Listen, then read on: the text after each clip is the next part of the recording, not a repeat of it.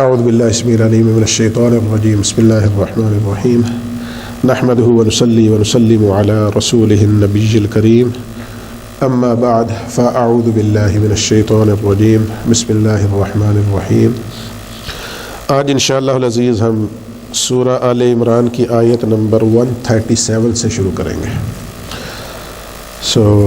پچھلے تھرسڈے کو اگر ہم ریکیپ کریں تو اس میں ہم غزوہ احد کے احوال کو پڑھ رہے تھے۔ غزوہ احد کے احوال کو ہم پڑھ رہے تھے کہ اس میں آقا کریم صلی اللہ علیہ وسلم نے چند صحابہ کرام علیہم الرضوان کی ذمہ داری لگائی تھی کہ آپ نے اس پوائنٹ سے، اس جگہ سے نہیں ہٹنا چاہے کچھ ہو جائے۔ تو جب انہوں نے دیکھا کہ ہم جنگ جیت چکے ہیں، احوال بھی یہی تھے، حالات ہر چیز دلالت کر رہی تھی، اور کفار جو ہے ان کے قدم اکھڑ چکے تھے، وہ بھاگ رہے تھے، اور مسلمان جو ہے وہ فتح کے حصول کے بعد جو میدان میں تھے وہ مال غنیمت اکٹھا کرنا شروع ہو گئے۔ تو وہ جو صحابہ کرام وہاں پہ تھے، اپوائنٹڈ تھے، انہوں نے اپنی جگہ کو چھوڑ دیا، سوائے چند ایک صحابہ کرام کے جو وہیں پہ ڈٹے رہے۔ ان میں سے بعض جو ہے وہ شہید بھی ہو گئے، لیکن وہ اپنی جگہ سے ہلے نہیں، بلکہ ان کو بھی کوشش کرتے رہے کہ واپس آ جاؤ۔ تو اس کے بعد پھر انجام کیا ہوا کہ آقا کریم صلی اللہ علیہ وسلم کا جو واضح فرمان تھا کہ آپ نے اس جگہ کو نہیں چھوڑنا، تو انہوں نے اس جگہ کو چھوڑ دیا۔ تو اس کے بعد ادھر خالد بن ولید جو ابھی تک مسلمان نہیں ہوئے تھے، انہوں نے اپنے ساتھ کچھ لوگوں کو لیا اور اوپر سے آ کے واپس حملہ کیا، جس کی وجہ سے پھر مسلمانوں کو اچھا خاصا نقصان اٹھانا پڑا۔ تو اسی ضمن میں جو اگلی آیات ہیں وہ اللہ تعالیٰ نے بیان فرمائی ہے۔ اللہ تعالیٰ نے ارشاد فرمایا، اعوذ باللہ من الشیطان الرجیم قد خلت من قبلکم سنن، بے شک تم سے پہلے بھی قانون قدرت یا اللہ تعالیٰ کی سنت جو گزر چکی، ٹھیک ہے، اللہ تعالیٰ کا طریقہ کار گزر چکا۔ وہ کیا کہ فسیروا فی الارض، اور حکم بھی ہے ہمارے لیے کہ زمین کی سیر کرو، زمین میں چلو پھرو۔ فانظروا کیف کان عاقبۃ المکذبین، اور دیکھو کہ جھٹلانے والوں کا انجام کیا ہوا۔ تو بیسیکلی مسلمانوں کو بتایا جا رہا ہے کہ آپ اگر اپنے اللہ کے نبی کی نافرمانی کریں گے یا ان کی حکم جو ہے اس سے صرف نظر کر دیں گے، ٹھیک ہے، تو اگر ایسی صورتحال بنتی ہے اور اگر یہ بار بار ہوتا ہے، تو اس سے پہلے بھی یہ طریقہ گزر چکا ہے کہ جنہوں نے اللہ کے یا اس کے رسول کے فرامین کو نہیں مانا تھا تو ان کا انجام کیا ہوا ہے۔ جو ماننے والے تھے ان کا کیا ہوا، ان کو اللہ تعالیٰ نے کیسی شان و شوکت دی، اس کے لیے بھی آپ سیروا فی الارض۔ اور جنہوں نے نہیں مانا، یا دوسری طرف سے آپ کہہ لیں کہ جو کفار تھے ان کو کیا سزائیں دی گئی، کیسے کیسے ان کے انجام ہوئے، تو ان کے لیے بھی فسیروا فی الارض۔ تو دونوں سائڈز کو اگر آپ نے دیکھنا ہے، ماننے والوں کو بھی، نہ ماننے والوں کو بھی، مومنوں کو بھی، کافروں کو بھی، تو جس کو بھی آپ نے دیکھنا ہے اس کے لیے آپ کے پاس کیا ہے، سیروا فی الارض، اب زمین میں چلو پھرو اور دیکھو کہ کیسا انجام ہے۔ اور یہاں پہ بالخصوص جو ہے فانظروا کیف کان عاقبۃ المکذبین کا ذکر ہوا ہے کہ جھٹلانے والوں کا انجام کیا ہوا ہے۔ یہ قرآن پاک میں بار بار یہ ذکر کیا گیا ہے کہ جنہوں نے نافرمانی کی ہے ان کا انجام کیا ہے، جو جھٹلانے والے ہیں ان کا انجام کیا ہوا ہے۔ اس کے لیے آپ سیر و تفریح کریں، پھرے ترے، چلے پھریں، تاکہ آپ کو پتہ ہو۔ اور یہ اس لیے تھا تاکہ آپ کو تذکیر ہوتی رہے، بار بار آپ کو یاد دہانی ہوتی رہے کہ ہم نے اللہ اور اس کے رسول کی فرما برداری کرنی ہے، ان کے احکام پہ عمل پیرا رہنا ہے۔ جب کبھی بھی ہمارے ذہن سے یہ چیزیں نکلنے لگے تو ہمیں چاہیے کہ ہم ایسی جگہوں پہ جائیں جہاں پہ اللہ تعالیٰ کی رحمتیں نازل ہوئی ہیں، تو ہمارا دل، ہمیں انکریجمنٹ ملے گی کہ ہم نے اس سائڈ پہ جانا ہے۔ اور اگر ہم کسی عذاب والی جگہ پہ جائیں گے تو ہمیں اس سے نفرت ہوگی، ہمیں پتہ چلے گا کہ اگر اللہ نہ کرے ہم نافرمانی کی طرف جاتے ہیں تو ہمارا بھی اس طرح کا انجام ہو سکتا ہے، تو ہم نے اس سے دور رہنا ہے، باز رہنا ہے۔ اس کے بعد اللہ تعالیٰ نے فرمایا ھذا بیان للناس، یہ لوگوں کے لیے بیان ہے، بہت واضح بیان ہے، وہدی وموعظۃ للمتقین، اور ہدایت اور نصیحت جو ہے وہ متقین کے لیے ہے۔ عامت الناس کے لیے یہ سارا کا سارا بیان کر دیا گیا، اور نصیحت جو ہے اور ہدایت جو ہے وہ متقین کے لیے، ان کے لیے ہے۔ اس کے بعد پھر سے اللہ تعالیٰ نے مسلمانوں کو فرمایا وَلَا تَهِنُوا وَلَا تَحْزَنُوا کہ نہ تو تم بزدل بنو ولا تحزنوا اور نہ ہی کمزور ہو جاؤ، غم کھاؤ، نہ کمزور ہو جاؤ اور نہ ہی غم کرو، وانتم الاعلون اور تم ہی کامیاب ہو، تم ہی سکسیسفل ہوگے، تم ہی جیتو گے، ٹھیک ہے، تم ہی غالب رہو گے، ان کنتم مؤمنین، شرط یہ ہے کہ تم پکے اور سچے مومن ہو، اگر تم کامل مومن ہو تو کامیابی تمہارے ہی قدم چومے گی۔ یمسسکم قرح، فرمایا کہ اگر اس دفعہ تمہیں زخم پہنچے ہے، تمہیں تکلیف پہنچی ہے، مشکل میں آئے ہو، فقد مس القوم قرح مثلہ، فرمایا کہ تم سے پہلے بھی اس قوم کو مصیبت پہنچ چکی ہے، ان کو بھی زخم پہنچے ہیں۔ اگر غزوہ احد میں تمہارے ساتھی جو ہے وہ شہید ہوئے ہیں تو اس سے پہلے غزوہ بدر میں ان کے مارے گئے ہیں، کفار جو ہے ان کو قتل کیا گیا ہے، تو مثل تمہاری مثل، یعنی ان کے بھی 70 مارے گئے تھے، وہاں پہ 70 قیدی ہوئے تھے، اگر آپ اس دفعہ تمہارے شہید ہوئے ہیں تو اس سے پہلے ان کے ساتھ بھی یہی ہو چکا ہے۔ وَتِلْكَ الْأَيَّامُ نُدَاوِلُهَا بَيْنَ النَّاسِ، فرمایا کہ یہ دن جو ہے ان کو ہم لوگوں میں گردش کرتے رہتے ہیں، گردش دیتے رہتے ہیں، بدلتے رہتے ہیں، تنگی اور کشادگی جو ہے یہ بھی بدلتی رہتی ہے، فتح و شکست جو ہے یہ بھی بدلتی رہتی ہے، یہ ساری چیزیں بدلتی رہتی ہیں لوگوں کے درمیان۔ اور یہ کیوں ہوتا ہے؟ وَلِيَعْلَمَ اللَّهُ الَّذِينَ آمَنُوا، تاکہ اللہ تعالیٰ ایمان والوں کو چھانٹ کے الگ کر لے، ٹھیک ہے، ان کے ایمان کی پختگی کو مزید جانچ لے اور ان کو علیحدہ کر لے۔ وَيَتَّخِذَ مِنْكُمْ شُهَدَاءَ، اور تم میں سے کچھ لوگوں کو شہادت کے مرتبے پر فائز کر دے، یہ اس لیے بھی ہوتا ہے۔ وَاللَّهُ لَا يُحِبُّ الظَّالِمِينَ، اور اللہ تعالیٰ ظالموں کو پسند نہیں فرماتا، ظالم جو ہے وہ اللہ تعالیٰ کے پسندیدہ لوگ نہیں ہیں۔ وَلِيُمَحِّصَ اللَّهُ الَّذِينَ آمَنُوا، اور یہ اس لیے بھی ہے تاکہ اللہ تعالیٰ ایمان والوں سے گناہوں کو دور کر دے، گناہوں کو ایمان والوں سے اللہ تعالیٰ دور کر دے، ان کو پاک کر دے گناہوں سے۔ وَيَمْحَقَ الْكَافِرِينَ، اور کافروں کو مٹا دے، یہ اللہ تعالیٰ اس لیے بھی فرماتا ہے تاکہ ایمان والے جو ہے ان کا ایمان جانچ کے ان کو علیحدہ کر دیا جائے، ان کو سرفراز کر دیا جائے، اور کچھ لوگوں کو شہادت کا مرتبہ دے دیا جائے، اور باقی جو ہے کفار جو ہے ان کو نیست و نابود کر دیا جائے۔ اس کے بعد اللہ تعالیٰ نے ارشاد فرمایا ام حسبتم ان تدخلوا الجنہ، کیا تم گمان کرتے ہو کہ تم ایسے ہی جنت میں داخل کر دیے جاؤ گے؟ ولما يعلم الله الذين جاهدوا منكم ويعلم الصابرين، حالانکہ ابھی تک تو اللہ تعالیٰ نے تم میں سے جاہدوا منکم، جو جہاد والے ہیں ان کو، ويعلم الصابرين، اور صبر کرنے والوں کو باقیوں سے ممتاز ہی نہیں کیا۔ اللہ تعالیٰ کی منشا یہ ہے کہ صبر کرنے والوں کو اور جہاد کرنے والوں کو باقیوں سے ممتاز کر دے، ان کو الگ سے دکھا دے، اور یہ دکھا دیا گیا کہ بعض صحابہ کرام وہاں پہ شہید ہو گئے، انہوں نے صبر بھی کیا اور جہاد بھی کیا، انہوں نے اپنی پوزیشن کو نہیں چھوڑا، ٹھیک ہے، اگرچہ وہ شہید ہو گئے لیکن ان کو بلند مرتبہ مل گیا، بلند رتبہ مل گیا، اور ان کی ایمان کی جو پختگی ہے اللہ تعالیٰ نے وہ سب پر واضح فرما دی کہ یہ پختہ ایمان والے تھے۔ وَلَقَدْ كُنْتُمْ تَمَنَّوْنَ الْمَوْتَ مِنْ قَبْلِ أَنْ تَلْقَوْهُ، فرمایا کہ موت کے آنے سے پہلے حالانکہ تم موت کی تمنا کر رہے تھے، ٹھیک ہے، کہ تم اس سے مل جاؤ، موت تمہیں آن لے۔ فَقَدْ رَأَيْتُمُوهُ، اب تو تم نے موت کو دیکھ لیا، وَأَنْتُمْ تَنْظُرُونَ، حالانکہ موت تمہاری آنکھوں کے بالکل سامنے تھی، کیونکہ سامنے تھی، آقا کریم صلی اللہ علیہ وسلم کی ذات بابرکات پہ بھی حملہ ہو چکا ہے، صحابہ اکرام، اور وہاں پہ افواہ پھیل چکی ہے کہ اللہ کے نبی جو ہے معاذ اللہ شہید کر دیے گئے ہیں، سارا کچھ بالکل موت آنکھوں کے سامنے ہے، اور صحابہ اکرام علیہم الرضوان نے آقا کریم صلی اللہ علیہ وسلم کی اطراف میں گھیرا ڈال لیا ہے تاکہ کوئی بھی کسی طرح آقا کریم صلی اللہ علیہ وسلم تک پہنچ نہ پائے، اور اس درمیان میں شہادتیں ہو رہی ہیں، بالکل آپ کی آنکھوں کے سامنے موت ہے۔ تو اللہ تعالیٰ نے فرمایا کہ تم نے اپنی آنکھوں کے سامنے موت کو دیکھ لیا ہے، ٹھیک ہے، تو پہلے اس سے پہلے تو تم خواہش کرتے تھے، بعض صحابہ کرام علیہم الرضوان کسی وجہ سے غزوہ بدر میں شامل نہیں ہو سکے تھے، تو جب واپسی ہوئی تو ان کی خواہش تھی، انہوں نے اظہار کیا کہ کاش کہ ہم بھی جاتے، شاید ہم شہید ہو جاتے، تو اللہ تعالیٰ نے فرمایا کہ اس دفعہ تو تم سب نے اپنی آنکھوں سے موت کو دیکھ لیا ہے، اور جو صبر اور جہاد والے ہیں اللہ تعالیٰ نے ان کو واضح کرنا تھا اور وہ کر دیا ہے۔ اب ان آیات کو اگر دیکھیں تو ان میں بیسیکلی اور پچھلی آیات کے ساتھ ان کا جو ربط ہے وہ کچھ اس طرح سے بنتا ہے کہ اللہ تعالیٰ نے مسلمانوں کی کچھ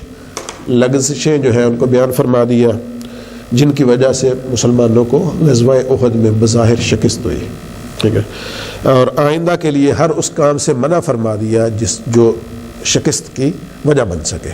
ٹھیک ہے، اور ایسے کاموں کی ترغیب دی کہ جس سے مسلمانوں کا ایمان مزید پختہ بھی ہو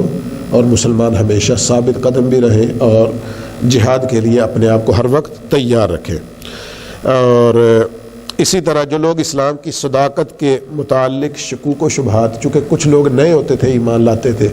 تو بظاہر شکست دیکھ کے ان کے ایمان جو ہے وہ متزلزل ہو جاتے تھے کہ اب یہ تو ہار گئے ہیں، تو اگر اللہ کے نبی ہوتے اور یہ صحابہ کرام تو ان کو تو جیتنا چاہیے تھا۔ تو جن کا ایمان متزلزل ہوا ان کے لیے اللہ تعالیٰ نے کیا فرمایا، فسیروا فی الارض، جا کے زمین میں دیکھو کہ جھٹلانے والوں کا کیا انجام تھا، ٹھیک ہے۔ باقی تو یہ فتح و شکست جو ہے یہ الگ معاملہ ہے، لیکن جو جھٹلانے والے تھے ان کا انجام جگہ جگہ پڑا ہوا ہے دیکھنے والوں کے لیے۔ اور اسی طرح پھر فرمایا کہ گزشتہ زمانوں میں جو اللہ کے رسولوں کی تکذیب کی جن لوگوں نے، کس طرح وہ عذاب الہی میں مبتلا ہوئے، ان سب کے انجام جو ہے وہ ہر جگہ موجود ہیں اگر کوئی نصیحت حاصل کرنا چاہے۔ اور پھر ایک وجہ اس کی یہ بھی ہے کہ پہلی آیتوں میں اللہ تعالیٰ نے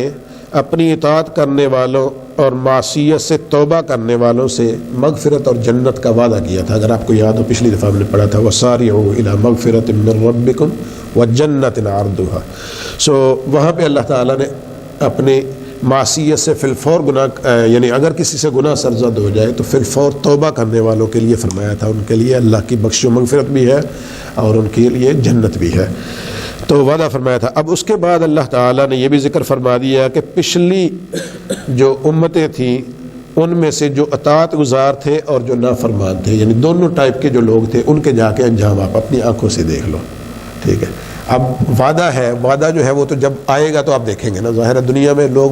اللہ معافی دے یہاں تک کہہ دیتے ہیں کہ جی یہ جہان مٹھا اگلا کس ڈٹھا، معاذ اللہ۔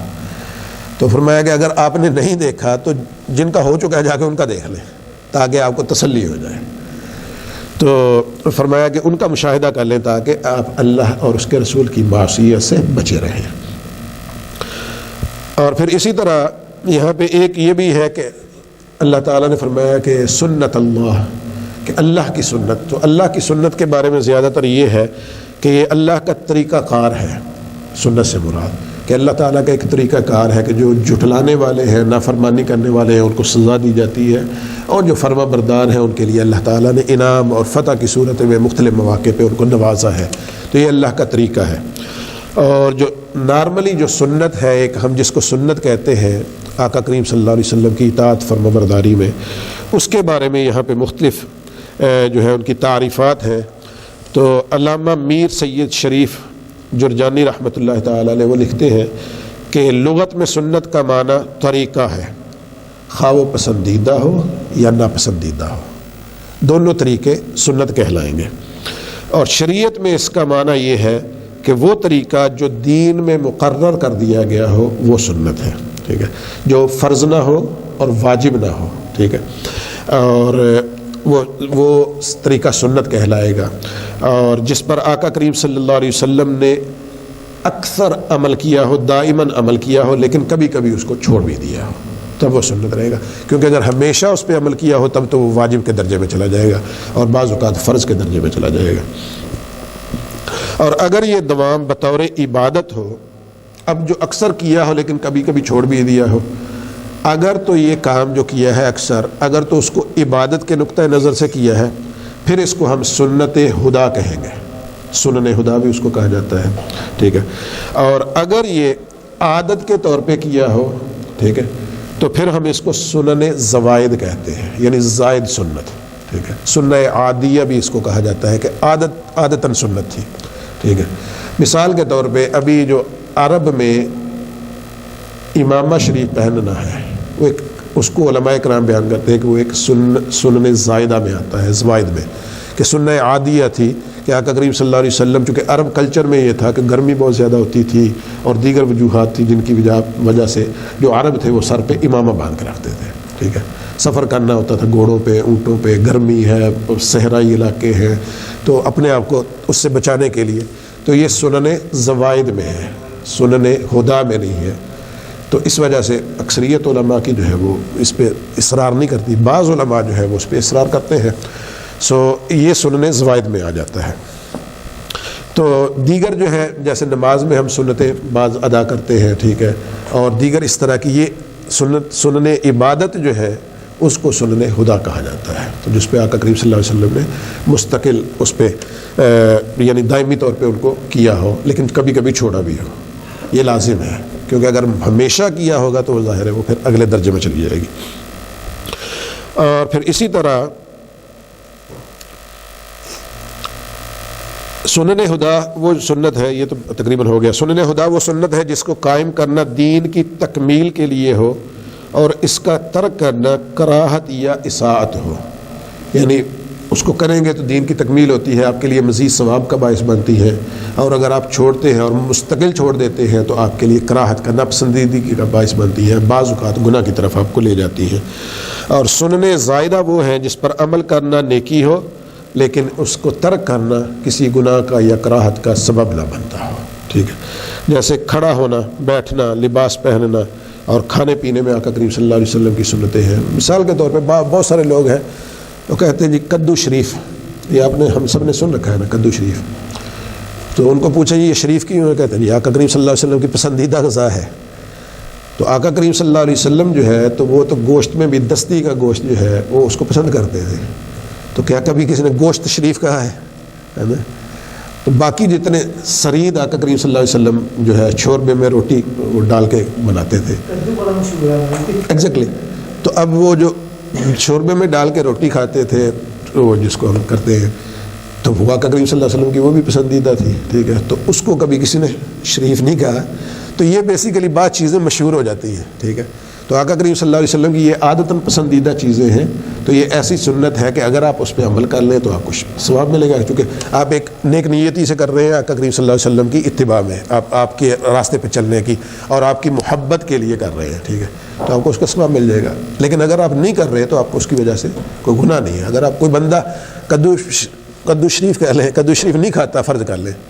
ٹھیک ہے، تو کوئی حرج نہیں ہے، لیکن علماء نے یہ کہا ہے کہ اس کی توہین نہ کرے، وہ یہ نہ کہے کہ مجھے پسند نہیں ہے، کیونکہ ایک چیز آقا کریم صلی اللہ علیہ وسلم کی پسندیدہ ہے، تو ایسا نہ کہے کہ میں اس کو، تو ٹھیک ہے نہیں کھاتا تو اس کی طبیعت ہے، کوئی حرج نہیں ہے اس میں، ہے نا۔ ہاں داڑھی شریف جو ہے اس کے بارے میں ایگزیکٹلی جو علماء عرب ہیں ان کی اکثریت یہ کہتی ہے کہ یہ سنن عادیہ میں ہے، عرب کے جو اکثریت علماء ہیں وہ کہتے ہیں یہ آقا کریم صلی اللہ علیہ وسلم کے سنن عادیہ میں سے ہے، کہ عادتاً سنت تھی، یہ شرعاً سنت نہیں تھی، یعنی شرعی سنت نہیں تھی۔ تو اس وجہ سے وہ کہتے ہیں جی عرب کی علماء کی آپ دیکھتے ہیں بس تھوڑی تھوڑی داڑھی شریف ہوتی ہے، ٹھیک ہے، وہ کہتے ہیں جی کہ اتنی داڑھی شریف ہونا لازم ہے جتنی اگر کوئی دور سے چلا آ رہا ہو تو آپ کو پتہ چلے کہ آپ کے چہرے پہ داڑھی ہے، تو دیٹس اٹ، اتنی سنت ہے، اور اس کے زائد جو رکھنی ہے وہ سنن عادیہ میں سے ہے، ٹھیک ہے۔ تو اسی وجہ سے اکثریت علماء کی پاکستان انڈیا میں ہمارے لوگوں نے اس کو اتنی اس پہ شدت اختیار کر لی ہے کہ جس کی وجہ سے پھر بہت سارے مسائل پیدا ہو جاتے ہیں۔ اب کوئی بندہ دین کی اتنی خدمت کرتا جا رہا ہو، صرف اس نے کسی وجہ سے داڑھی تھوڑی کر لی ہے اور وہ جانتا ہے اس چیز کو، اس معاملے کو،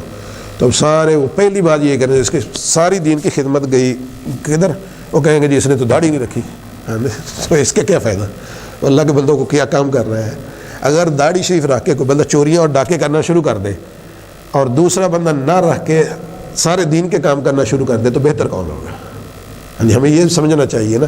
کوئی ایک سنت، کوئی بھی سنت ہے، اس کے بارے میں تو چلو اختلاف ہے، کوئی بھی سنت ہے، فرض کر لیں نماز کی سنتیں آپ لگا لیں، یا کوئی بھی ایسی سنت جو آقا کریم صلی اللہ علیہ وسلم نے دائمی اختیار کی ہو، اگر کوئی بندہ بلکہ سنت کو چھوڑے فرض پڑھ کے آپ کہہ لیں کہ کوئی بندہ 5 وقتہ نمازی بھی ہو اور ساتھ میں جا کے ہر الٹا سیدھا کام بھی کرتا ہو،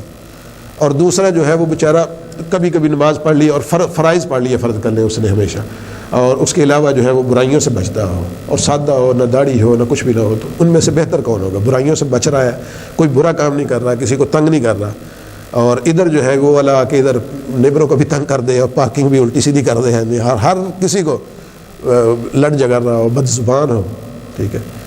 تو اس کی یہ چیزیں جو ہے اس کے کیا کام آئیں گی. تو ان چیزوں میں ہمیں فرق رکھنا چاہیے. ہمیں اخلاقیات جو ہے ان کو بھی آگے رکھنا ہے, سنن کو بھی آگے رکھنا ہے, لیکن اس میں تھوڑا سا جو اختلاف ہے اس کو بھی سمجھنا ہے.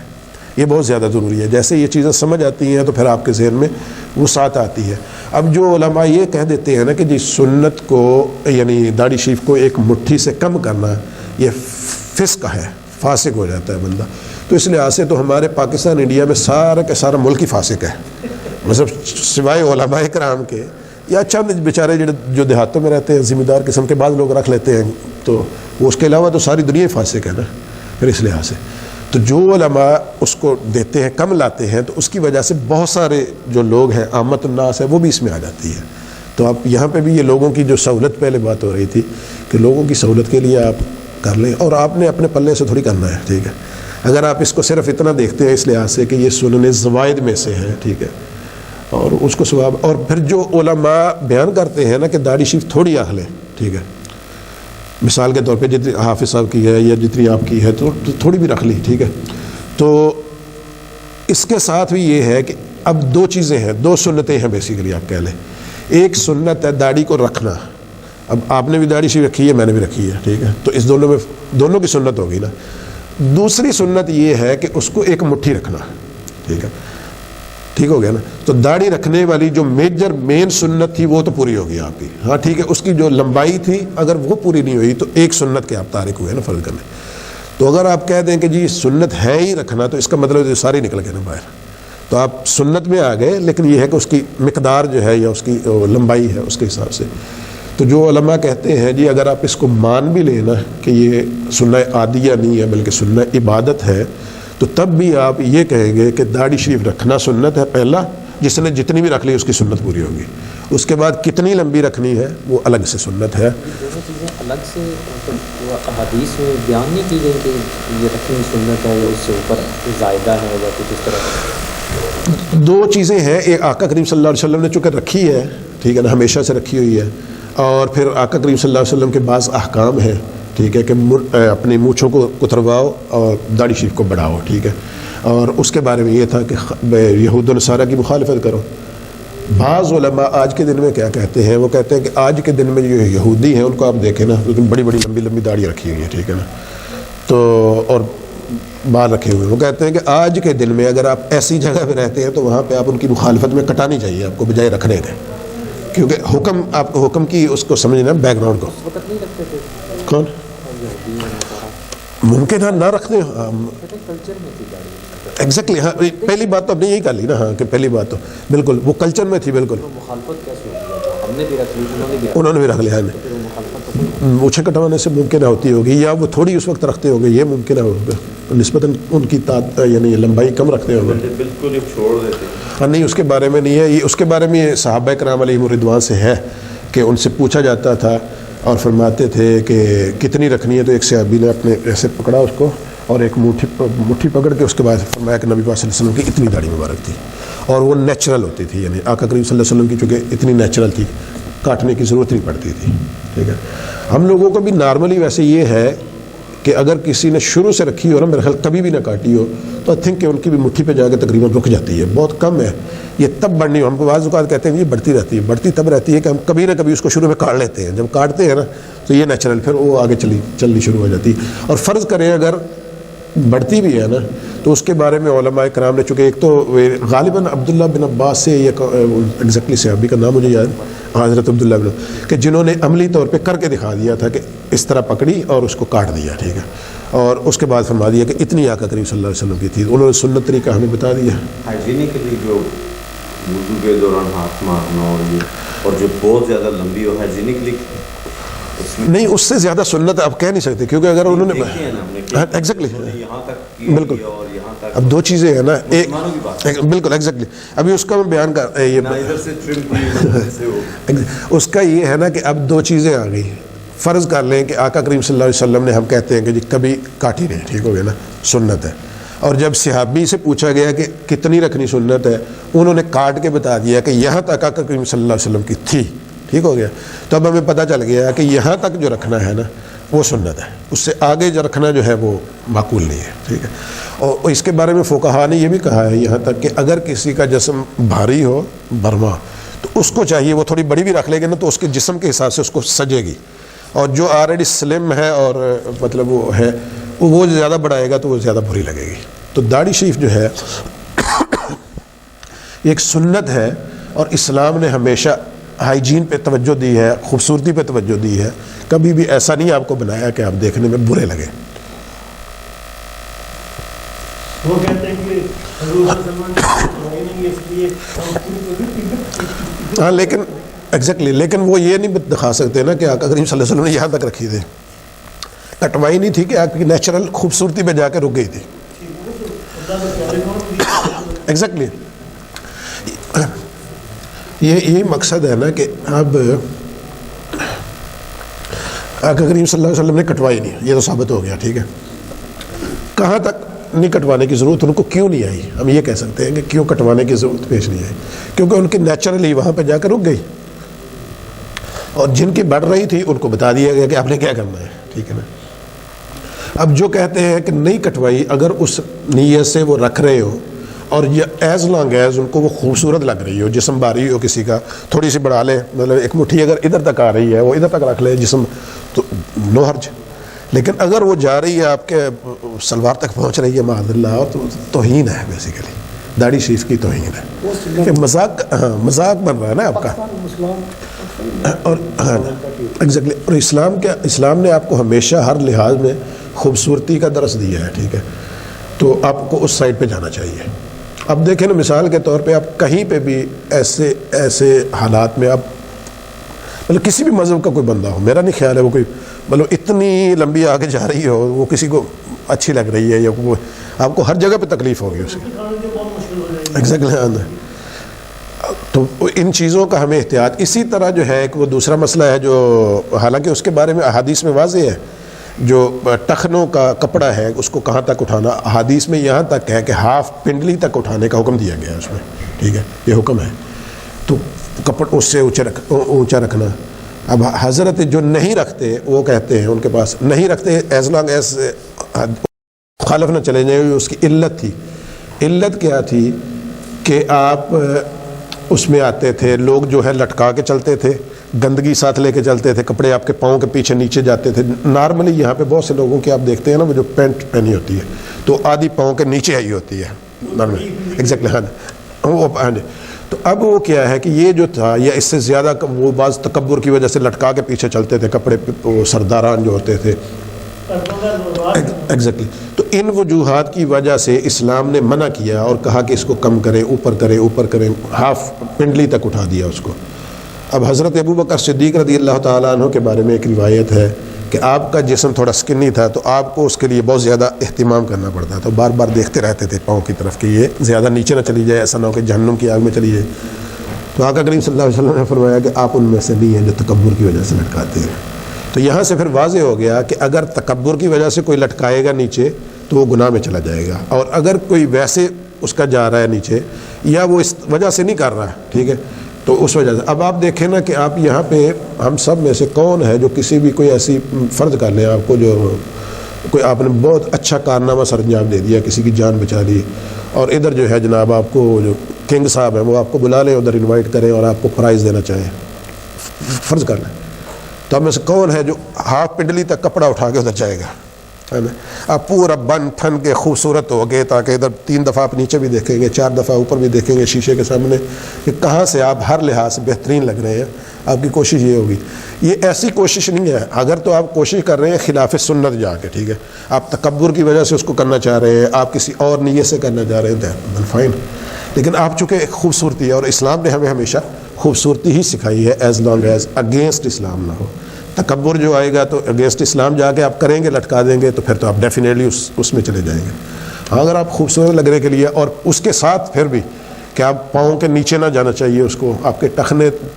بہتر یہ ہے، سب سے بہتر یہی ہے کہ آپ بالکل ٹخنوں تک رکھیں، یعنی اس سے اوپر رہے، بہتر ہے۔ لیکن اگر کسی وجہ سے آپ اس کو کسی حد تک ہاف کور ہو جاتا ہے، اس سے زیادہ ویسے ہی نہیں آپ رکھتے ہیں نا، تو وہ ڈیفینیٹلی آپ کے پاؤں کے نیچے چلا جاتا ہے، اس سے نیچے جیسے ہی جاتا ہے تو وہ پاؤں کے نیچے جاتا ہے، تو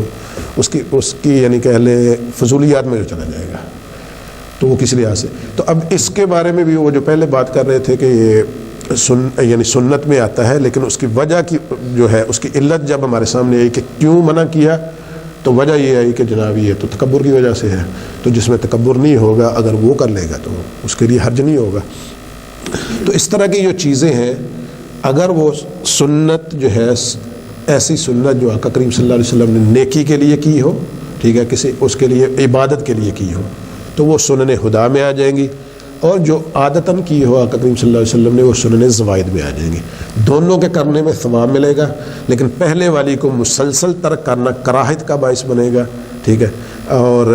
بلا وجہ اس کو ترک کر دینا جو ہے اور مسلسل ترک کر دینا وہ کراہت کا باعث بنے گا، اصاعت کا باعث بنے گا، اور دوسری جو ہے اس پہ آپ کو کچھ بھی نہیں ہوگا. سو یہ ہے صورتحال. اس کے بعد جو ہے اگلی ایک اور تعریف بھی ہے کہ لغت میں سنت کا معنی عادت ہے، عادت، اور شریعت میں آقا کریم صلی اللہ علیہ وسلم کے افعال، اقوال اور تقریرات کو سنت کہا جاتا ہے. اور جن کاموں پر آقا کریم صلی اللہ علیہ وسلم نے بلا وجوب دوام کو اختیار کیا ہو ان کو بھی سنت کہتے ہیں، یعنی اتنا دائمی نہ کیا ہو کہ وہ واجب کو پہنچ جائے، وہ جو پہلے جیسے ذکر کیا.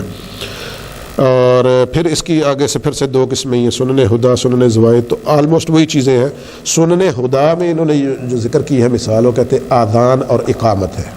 ٹھیک ہے، اور ان کو سنن مؤکدہ بھی کہتے ہیں، اور ان کا حکم جو ہے وہ واجب کے قریب ترین ہے، ٹھیک ہے، اور واجب کی طرح اس پر عمل کا مطالبہ کیا جائے گا. اگر کوئی آذان اور اقامت جو ہے نہیں پڑھتے تو اس کو مطالبہ کیا جائے گا، ٹھیک ہے. اور اگر کوئی بندہ اکیلا نماز پڑھ رہا ہے اپنے گھر میں، وہاں پہ اذان دے لیتا ہے تو یہ وہ والے حکم میں نہیں آئے گا. ایسی سنت دائمی جو واجب کے قریب آپ کو لے جا رہی ہے وہ ایسی نہیں ہے. گھر میں اگر چاہے پڑھ لے تو اس کو ثواب مل جائے گا سنت کا، اگر نہیں پڑھے گا تو اس کے لیے کوئی گناہ نہیں ہوگا. تو وہاں پہ ایسا نہیں ہوگا. اور جو واجب کا تارک ہے وہ سزا کا مستحق ہوتا ہے. اور سنن زوائد جیسے اکیلے آدمی کا اذان دینا، مسواک کرنا، اور وہ افعال جو نماز اور غیر نماز میں معروف ہیں اس کا تارک سزا کا مستحق نہیں ہے. یعنی وہ سنتیں تو ہیں لیکن ان کا ترک کرنے والا کسی سزا کا مستحق نہیں ہے. تو یہ چند ایک چیزیں ہیں سنت کے حوالے سے. اس کے بعد جو ہے اللہ تعالیٰ نے ارشاد فرمایا وَلَا تَهِنُوا وَلَا تَحْزَنُوا، کمزوری یا بزدلی نہ دکھاؤ اور غم بھی نہ کھاؤ، وَأَنْتُمُ الْأَعْلَوْنَ، اور تم ہی غالب آؤ گے. اب اس سے پہلی آیتوں میں اللہ تعالیٰ نے پچھلی امتوں کے احوال پہ غور کرنے کا بھی حکم دیا ہے ہمیں، ٹھیک ہے، اور فرمایا کہ بعض اوقات باطل قوتوں کو وقتی طور پر، اب یہاں پہ ارشاد فرمایا انتم الاعلون، کہ غالب تم ہی آؤ گے اگر تم مومن ہو. تو فرمایا کہ بعض اوقات ایسا ہوتا ہے کہ باطل قوتیں جو ہیں وہ بھی غالب آ جاتی ہیں، لیکن انجام کار یہ ہوتا ہے کہ وہ پھر بعد میں مغلوب ہو جاتی ہے. اور اس میں یہ بھی ایک چیز ہے انتم الاعلون میں کہ دین جو ہے تمہارا وہ ہمیشہ غالب رہے گا. جیسے مثال کے طور پہ آج کے دن میں اگر ہم دیکھیں تو مسلمان ہر طرف مغلوب ہیں، ٹھیک ہے، لیکن سچا اور سچا دین ایز اے دین ہمارا غالب ہے. کیونکہ جتنے بھی ادیان آپ دیکھ لیں ان کی تعلیمات بدل چکی ہیں، یہاں تک کہ ان کی کتب جن زبانوں میں اتاری گئی تھیں وہ زبانیں بھی موجود نہیں ہیں، اور وہ کتب ان کے پاس اس زبان میں موجود نہیں ہیں، ٹرانسلیٹڈ ہیں، ایڈیٹڈ ہیں، اس میں جمع تفریق کی گئی ہے. تو دین جو ہے ہمارا یہ غالب ہے. اور وقتی طور پہ فرمایا کہ اگر تم مغلوب ہو جاؤ تو پریشان نہ ہو، بلکہ اللہ تعالیٰ پھر سے تمہیں غالب فرمائے گا. شرط یہ ہے کہ تم ثابت قدم رہو، پکے اور سچے مومن بھی رہو، اور جہاد کے لیے تیار بھی رہو. تو یہ چند ایک چیزیں ہیں اس کے ضمن میں. اس کے بعد اللہ تعالیٰ نے ارشاد فرمایا کہ اگر تم زخمی ہوئے ہو، تمہیں تکلیف پہنچی ہے، تو فرمایا دوسرے لوگوں کو بھی پہنچی تھی، ٹھیک ہے، اور دنوں کو فرمایا کہ گردش ہم دیتے رہتے ہیں. تلک الایام نداولها بین الناس، کہ ہم ان دنوں کو لوگوں میں بدلتے رہتے ہیں تاکہ تم میں سے بعض لوگوں کو مرتبہ شہادت پہ فائز کیا جائے اور بعض کو ممتاز کر دیا جائے، ٹھیک ہے. تو اس کا خلاصہ بھی کچھ اس طرح سے ہے کہ جنگ احد میں مسلمانوں کے زخمی ہونے اور قتل ہونے سے تم کیوں کر کمزوری دکھاؤ گے اور غم کھاؤ گے؟ اگر تم میں سے بعض زخمی ہوئے ہیں اور بعض قتل ہوئے ہیں تو جنگ بدر میں تمہارے دشمنوں کے ساتھ بھی تو یہی ہوا تھا. ان کو اس سے بھی زیادہ بڑی ہزیمت اٹھانی پڑی تھی کہ 70 قیدی ہوئے تھے، 70 ان کے مارے گئے تھے، ٹھیک ہے. اور جنگ تو کنویں کے ڈول کی طرح ہے، فرمایا کہ کبھی ڈول ایک کے ہاتھ میں آ جاتا ہے اور کبھی ڈول دوسرے کے ہاتھ میں آ جاتا ہے. تو یہ جنگ جو ہے یہ اسی طرح ہے،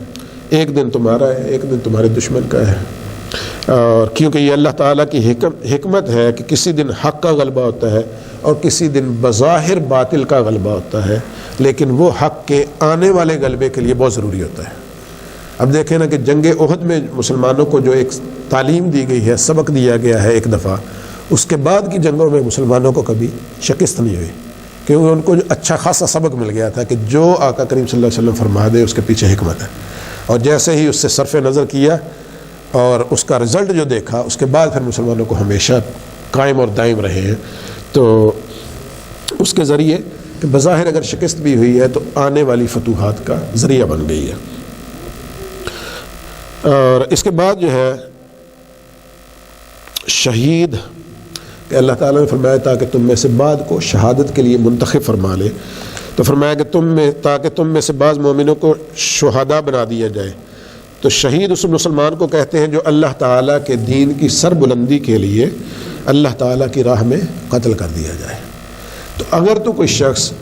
اللہ تعالیٰ کی دین کی سربلندی کے لیے لڑ رہا ہے اور میدان جہاد میں، میدان جنگ میں وہیں پہ شہید ہوا، زخمی ہوا، وہیں پہ اس کی روح پرواز کر گئی، تو اب یہ جو شہید ہے اس کے لیے حکم یہ ہے کہ نہ تو اس کو نہلایا جائے گا اور نہ ہی اس کو کفن دیا جائے گا، جیسے کہ تیسا ہے اس کو جو کپڑا دستیاب ہے اسی میں اس کو دفنا دیا جائے گا. ٹھیک ہو گیا. تو اس کی نماز جنازہ پڑھی جائے گی. تو یہ شہید ہے.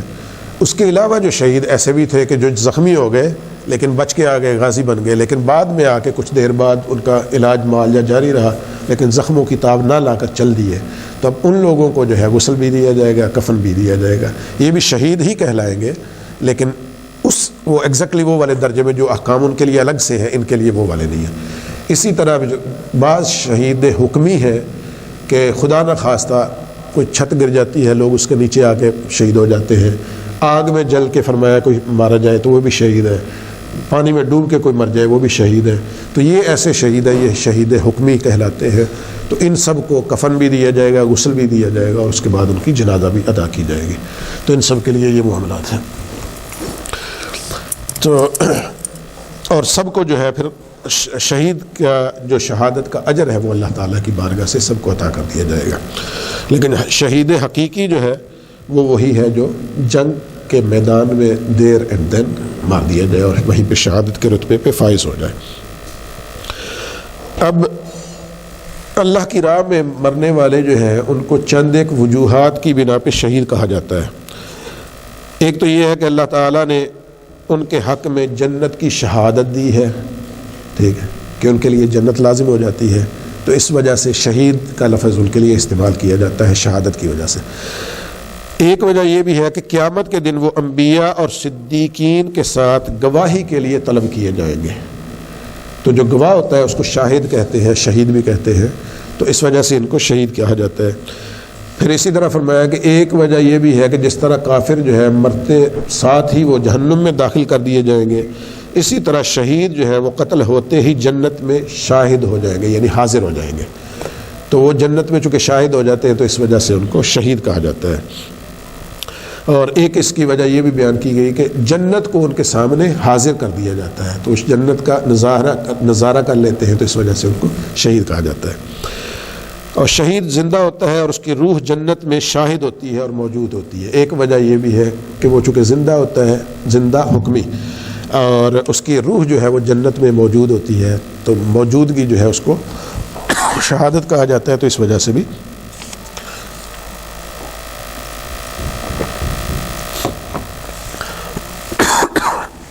اس کو شہید کہا جاتا ہے. ایک اس کا مطلب یہ بھی ہے شہید کو شہید کہنے کا کہ اس کی روح جسم سے نکلتے ہی اس اجر و ثواب پر شاہد ہو جاتی ہے جو اس کے لیے مقدر کیا گیا ہے. جو اجر و ثواب اس کے لیے لکھا گیا ہے وہ دیکھ لیتی ہے یا اس پہ شاہد ہو جاتی ہے، تو اس وجہ سے اس کو شہید کہتے ہیں. ایک اس کی چھٹی وجہ یہ بھی ہے کہ شہادت کے وقت رحمت کے فرشتے اس کے پاس آ کر موجود ہوتے ہیں اور اس کی روح کو رحمت والے فرشتے لے جاتے ہیں، اس وجہ سے اس کو شہید کہتے ہیں۔ ایک اس کا معنی یہ بھی ہے کہ شہید ہونا اس کے ایمان کے صحیح ہونے کی شہادت ہے، گواہی ہے کہ اس کا ایمان ٹھیک تھا، اللہ کے راستے میں مارا گیا ہے، تو اس کا مارا جانا بذات خود شہادت دے رہا ہے کہ یہ اس کا ایمان کامل ہے، تو اس وجہ سے بھی اس کو شہید کہا جاتا ہے۔ اور ایک اس کا معنی یہ بھی ہے کہ شہید ہونے پر اس کا خون اور اس کے زخم شاہد اور گواہ ہو جاتے ہیں کہ یہ اللہ کے راستے میں مارا جا رہا ہے، یعنی زخم اس کے اور اس کا خون جو ہے وہ بھی گواہ ہے، اور قیامت والے دن یہ سب چیزیں گواہی دیں گی۔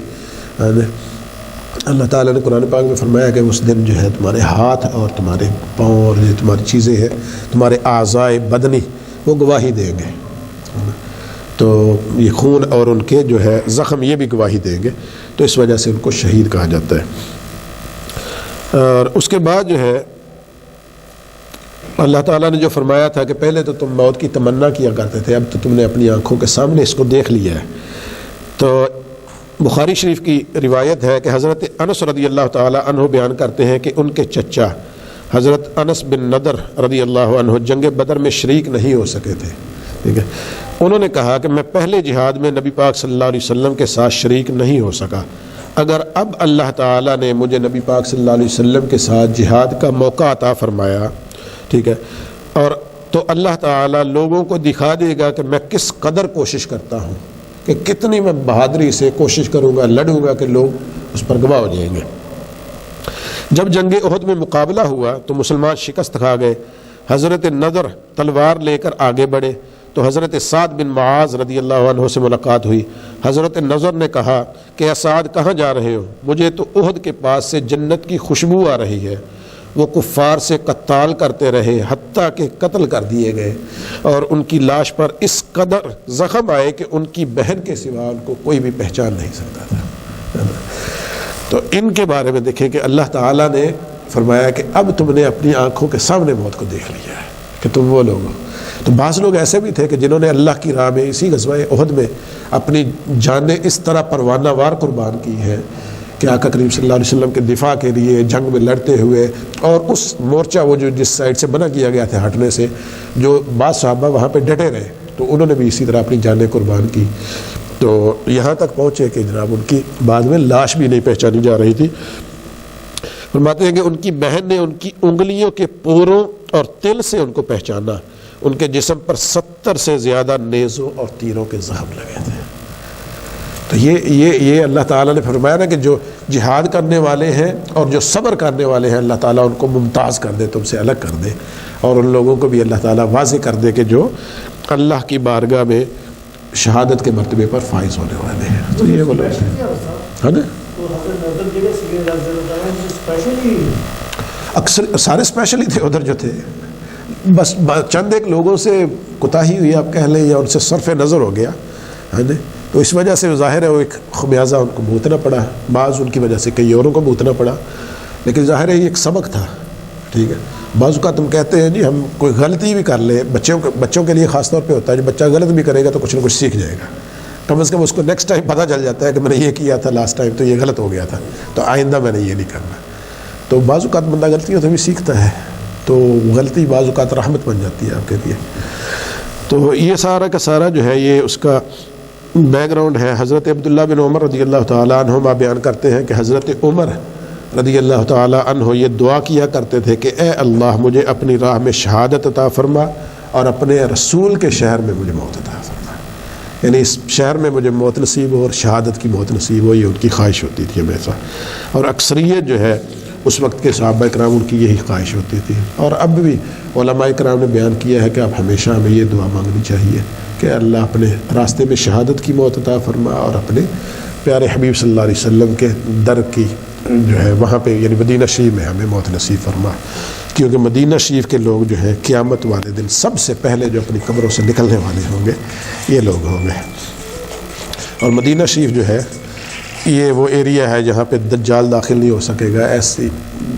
اتنے فضائل ہیں۔ آقا کریم صلی اللہ علیہ وسلم سے صحابہ کرام علیہم رضوان نے عرض کیا کہ یا رسول اللہ مکہ والے لوگ تو ہم سے بہتر ہیں، کہ ہم تو مدینہ میں آ گئے ہجرت کے بعد، تو ہم تو یہاں پہ آ گئے, تو ان کا جب دل کرتا ہے وہ جا کے عمرہ کر لیتے ہیں, ہمارے پاس تو ایسا کچھ بھی نہیں ہے, تو ہم کیا کریں, تو وہ تو ہم سے افضل ہو گئے. تو پھر آقا کریم صلی اللہ علیہ وسلم نے مسجد قباء کے بارے میں فرمایا تھا کہ جو شخص بھی اچھی طرح وضو کرے, پاک صاف ہو کے وہاں پہ جائے, 2 نوافل ادا کرے, تو اس کو عمرے کا ثواب عطا کیا جائے گا. اور آقا کریم صلی اللہ علیہ وسلم نے پھر وہاں پہ دعا بھی کی تھی کہ اے اللہ ہمیں اتنی محبت مدینہ شریف کی ہمیں عطا فرما جتنی تو نے مکہ کی عطا فرمائی تھی, یا پھر اس سے ڈبل عطا فرما. تو آقا کریم صلی اللہ علیہ وسلم نے مدینہ شریف کی دعائی حدیثی میں ہے کہ مدینہ شریف کی محبت جو ہے وہ ڈبل مانگی ہے اللہ تعالیٰ سے مکہ شریف سے. تو اس وجہ سے علماء کرام ہمیشہ ہم دیکھتے ہیں کہ لوگ کہتے ہیں یا اللہ ہمیں مدینہ کی موت نصیب فرما, تو اس کی وجہ یہ احادیث ہے, اس کا بیک گراؤنڈ ہے. اور حضرت عمر رضی اللہ تعالیٰ عنہ کی دعا جو ابھی ہم نے پڑھی کہ وہ بھی ہمیشہ یہی دعا کیا کرتے تھے. ہاں لیکن اس کے باوجود وہ جو پیارے تھے نا وہ محتاط تھے, ہم لوگ محتاط نہیں ہیں. حضرت حذیفہ بن یمان رضی اللہ تعالیٰ عنہ ایک صحابی ہے جو آقا کریم صلی اللہ علیہ وسلم کے رازدار تھے. آقا کریم صلی اللہ علیہ وسلم جتنی راز کی باتیں تھے ان کے ساتھ شیئر کیا کرتے تھے. تو جب حضرت عمر رضی اللہ تعالیٰ عنہ آپ کو زخم لگے, اور اس سے پہلے بھی آپ ان کو بلا کے اور ان کو بتایا تھا کہ کریم صلی اللہ علیہ وسلم نے کہ مدینہ شریف میں کون کون لوگ جو ہیں وہ منافق ہیں. وہ واحد شخصیت ہے جو اچھی طرح جانتے تھے, کیونکہ آقا کریم صلی اللہ علیہ وسلم نے بتایا تھا کہ مدینہ شریف میں کون کون منافق ہے.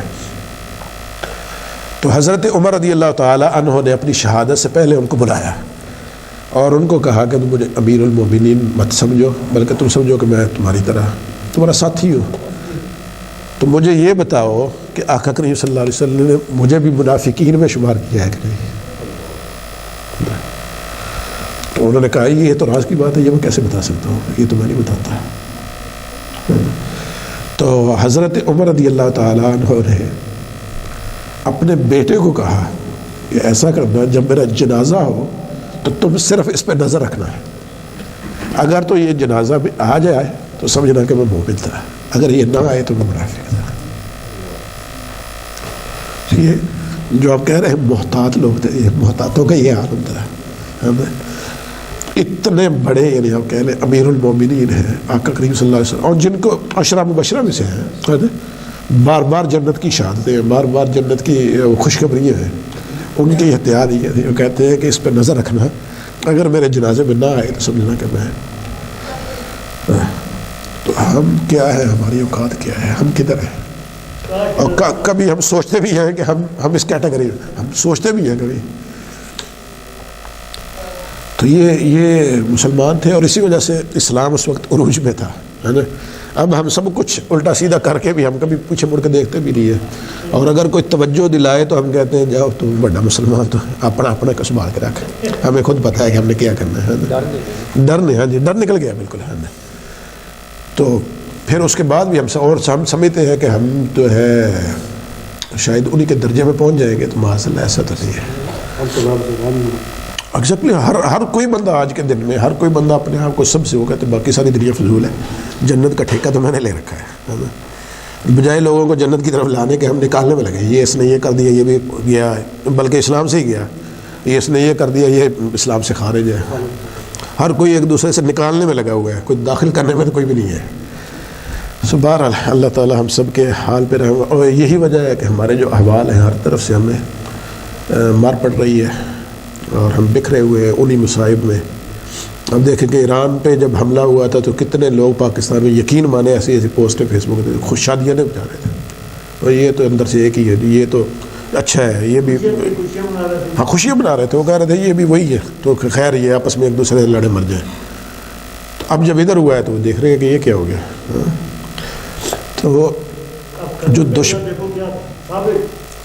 نہیں پھر بھی سب کیا ہوا. اب دیکھیں نا کہ جو اتنی وہ سربراہی کانفرنس ہوئی اس میں سے کیا نکلا, جی ہم مذمت کرتے ہیں. یہ تو میں اور آپ بھی یہاں پہ بیٹھ کے کر سکتے ہیں. آپ اتنے مسلمان ملکوں کے سربراہ ہیں,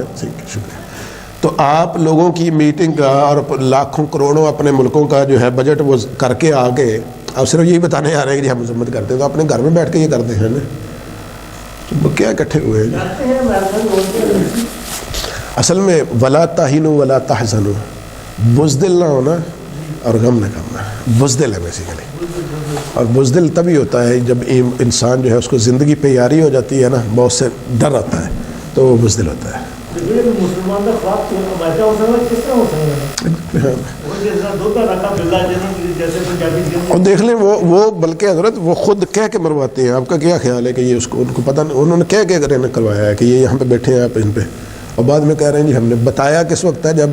آپ پہ آ کے وہ گر گیا ہے نا، اس وقت کہہ رہے ہیں جی آپ پہ آ رہے ہیں تاکہ ادھر بھی سچے ادھر بھی سچے کام بھی ہو جائے۔ وہ تو اللہ تعالیٰ نے بچانا تھا ان لوگوں کو، تو بچا لیا ہے اللہ تعالیٰ، ادھر سے نہیں تو کسی اور راستے سے بچا لیتا ہے جب چاہتا ہے۔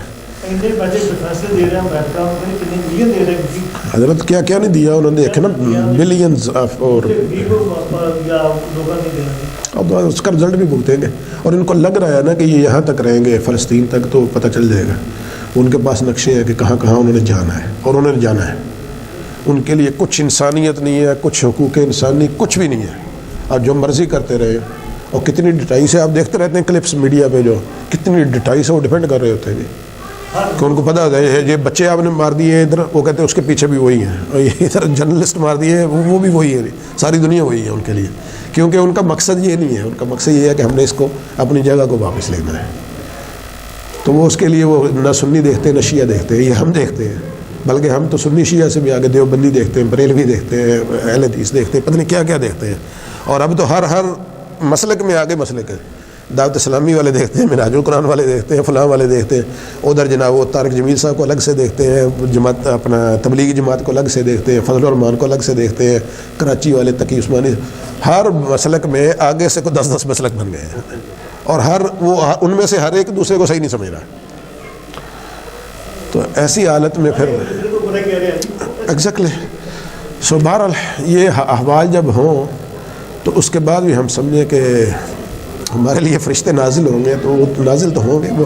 ہماری روحیں نکالنے کے لیے نازل ہوتے ہیں پھر، ہے نا، کیونکہ جیسے ہمارے کرتوت ہیں تو ہماری روح نکالنے کے لیے حاضر ہوتے ہیں، پھر مدد کے لیے تبھی ہوتے ہیں جب پہلے ہم آپس میں متحد ہوں اور آپس میں پہلے بہادری کا مظاہرہ کریں۔ تو بہرحال یہ آج کا درس تھا۔ اللہ تعالیٰ سے دعا ہے کہ ہمیں وہ ایمان عطا فرمائے جو اللہ تعالیٰ کی بارگاہ میں مقبول ہو، اور اپنے ان نیک بندوں جیسا ہمیں ایمان نصیب، ان جیسا تو نہیں ہو سکتا لیکن ان کے ایمان کا صدقہ ہمیں نصیب فرما دے، ان کے ایمان کا ایک ذرہ اور ایک قطرہ ہمیں نصیب فرما دے، تو تب بھی ہمارے لیے کافی ہوگا۔ بسم اللہ الرحمن الرحیم، اللہم صلی علی سیدنا قریبنا شفینا مولانا محمد وعلی آلہ وصحبہ بارک وسلم۔ ربنا تقبل منا انک انت السمیع العلیم وتب علینا انک انت التواب الرحیم۔ ربنا آتنا في الدنيا حسنة وفي الآخرة حسنة وقنا عذاب النار۔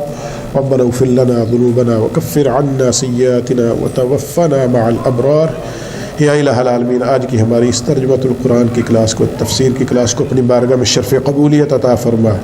میرے مولا اس میں جو کچھ بھی صحیح کہا گیا، پڑھا گیا، سنا گیا، ہم سب کی طرف سے اس کو اپنی بارگاہ میں قبول و منظور فرما، اور اگر کچھ بھی غلط کہا گیا یا پڑھا گیا یا سنا گیا، کمی بیشی ہوئی ہے میرے مولا، سبقت لسانی ہوئی ہے میرے مولا، اس سب سے ہمیں صرف نظر فرما،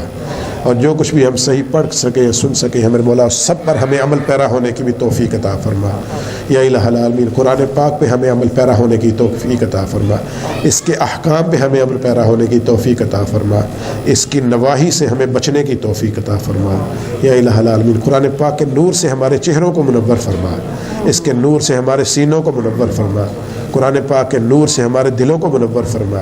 قرآن پاک کے نور سے ہماری یہ ساری دنیا منور فرما، ہماری آخرت کو بھی قرآن پاک کے نور سے منور فرما، ہمارے گھروں کو، ہماری فیملیز کو قرآن پاک کے نور سے منور فرما، ہمارے بچوں کو قرآن پاک کا نور عطا فرما۔ یا الہ العالمین، ہمیں قرآن پاک کی تلاوت کی توفیق عطا فرما، اس کو تلاوت کر کے اس کو سمجھنا نصیب فرما، سمجھ کر اس پر عمل پیرا ہونے کی بھی توفیق عطا فرما۔ یا الہ العالمین، دنیا و آخرت میں قرآن پاک کو ہمارا ساتھی بنا، بروز حشر قرآن پاک کو ہمارا شفیع بنا، جنت میں قرآن پاک کو ہمارا ساتھی بنا۔ یا الہ العالمین،